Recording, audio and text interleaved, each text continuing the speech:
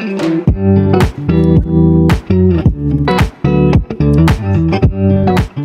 लोग यही करें, कोरोना वायरस के सब लड़कियां मास्क पहन रही हैं, ग्लव्स पहन के काम कर रही हैं, चीज़ें सारी स्टेरिलाइज हो रही हैं और सैनिटाइज़र सब लोग यूज़ कर रहे हैं। क्लाइंट बहुत कम हो गए हैं हमारे सैलून में आना, और लोग जो आ रहे हैं थ्रेडिंग के लिए वो कह रहे हैं कि थ्रेड नहीं करें, वैक्सिंग करें। और मैनिक्योर पेडिक्योर जो करवा रहे हैं वो लोग भी यही कह रहे हैं कि डिटोल डालें और डिटोल से चीज़ें साफ़ करें और स्टेरिलाइज करें सब चीज़।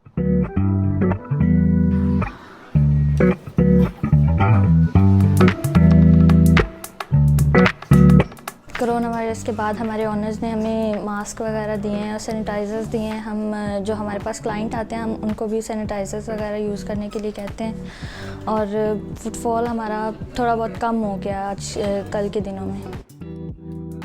कस्टमर थोड़ा सा अवॉइड कर रहे हैं ट्राई करने से, लेकिन ये है कि जैसे ही वो ट्राई करते हैं हमारी कोशिश होती है कि उस आउटफिट को दूसरे कस्टमर को ट्राई ना करवाया जाए।